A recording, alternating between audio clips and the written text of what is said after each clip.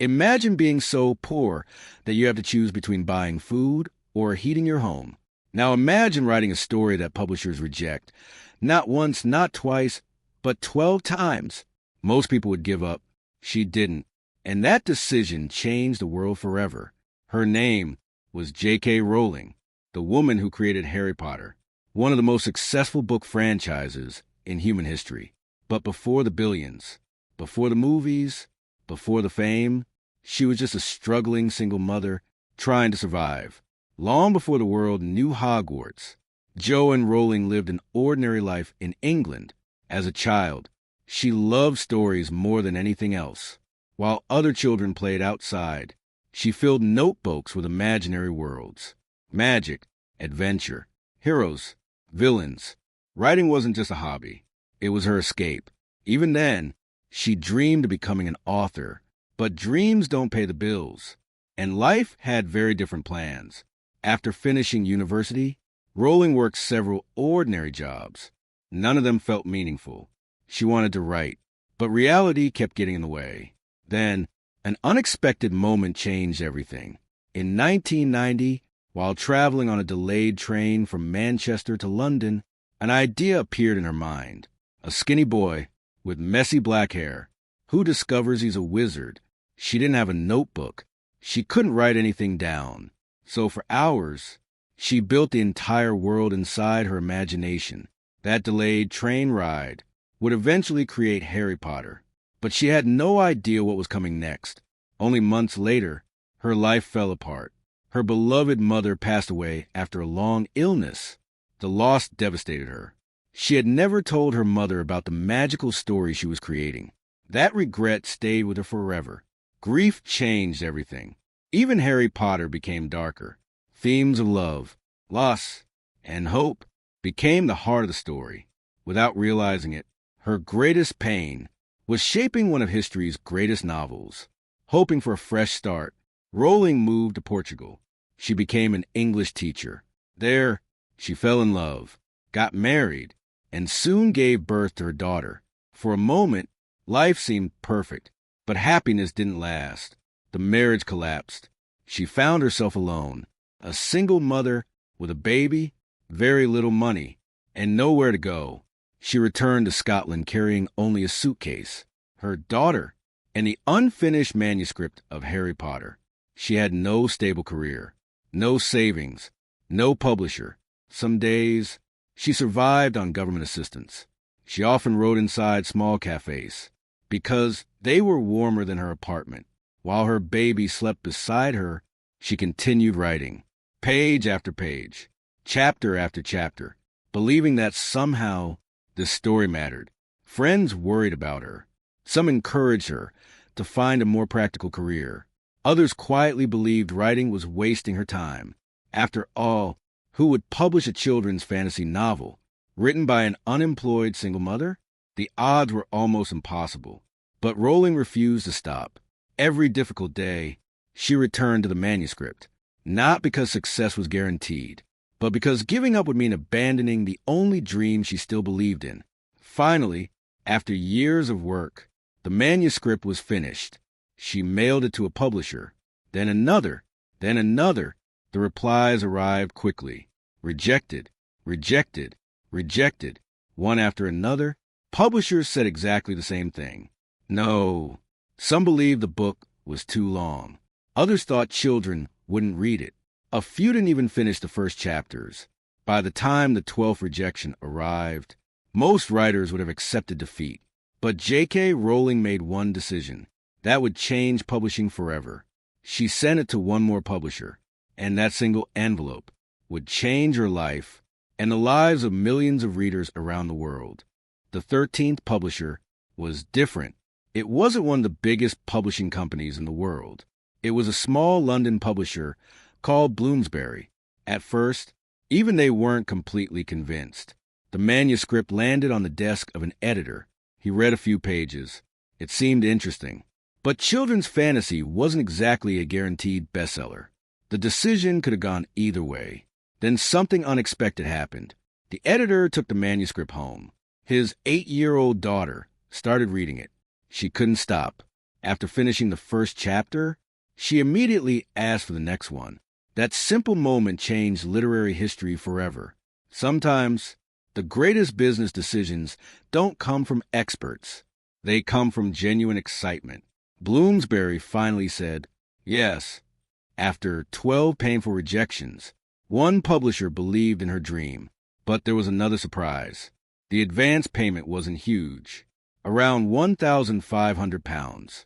It was enough to help, but nowhere near enough to change her life. In fact, the publisher gave her a strange piece of advice. They told her not to expect to make much money from writing children's books. They suggested she keep a regular job. No one, not even her own publisher, imagined what was about to happen. In 1997, Harry Potter and the Philosopher's Stone was finally released. The first print run was incredibly small, only about 500 hardcover copies. Compared to today's standards, that was almost nothing. There were no giant marketing campaigns, no social media, no worldwide hype, just one magical story, quietly finding its first readers. And those readers couldn't stop talking about it. Children recommended it to friends. Teachers introduced it to classrooms. Parents read it with their kids. The excitement spread naturally. One reader became 10. 10 became hundreds. Hundreds became thousands. And suddenly, the impossible was happening. Soon, awards began arriving. Bookstores struggled to keep copies on their shelves. Publishers from other countries started calling. Everyone wanted translation rights. The little book that almost nobody wanted was becoming an international phenomenon. Every new release sold faster than the one before. Fans waited outside bookstores at midnight. Children who had never enjoyed reading became obsessed with Harry Potter. The story wasn't just entertaining. It made an entire generation fall in love with books again. Then, Hollywood came knocking. Warner Brothers wanted to turn Harry Potter into a movie. For many authors, selling film rights is easy. But Rowling had one condition. She wanted the films to stay true to her books. She refused to sacrifice the story just for money. It was a risky decision, but it protected the magic millions of readers had already fallen in love with. In 2001, the first Harry Potter movie premiered. It became a global sensation. The books exploded even further. The films broke box office records. And Harry Potter transformed from a successful novel into one of the biggest entertainment franchises in history. Money was no longer a problem. The single mother who once wrote in cafes because she couldn't afford heating was now earning millions, then hundreds of millions, eventually billions. The world watched as J.K. Rowling achieved something almost unimaginable. She became one of the richest authors ever. But the most incredible part wasn't the money. It was the journey. 12 publishers had rejected her. 12 opportunities had disappeared. If she had stopped after rejection number 12, Harry Potter would never have existed. Millions of childhood memories would never have been created. But success brought new challenges. The pressure became enormous. Fans expected every new book to be perfect. The media followed her everywhere. Critics questioned whether she could ever repeat her success. The world now knew her name. But few people understood the emotional cost of carrying one of the biggest franchises in history. And the next chapter of her journey would test her in ways success never could. The success of Harry Potter changed everything. Every new book became a global event. Bookstores opened at midnight. Millions of fans stood in long lines, waiting for just one copy. Children, teenagers, even adults were completely obsessed. Harry Potter wasn't just a book anymore. It had become a worldwide phenomenon. As the fan base grew, Hollywood expanded the universe. One movie became 2, then 3, then 8 blockbuster films. Each one broke records. The magical world Rowling had imagined on a delayed train now existed on cinema screens across the globe. The franchise generated billions of dollars. Theme parks opened. Video games were released. Merchandise filled stores. From wands to Hogwarts uniforms. Harry Potter became one of the biggest entertainment brands in history. And it all started with a manuscript 12 publishers rejected.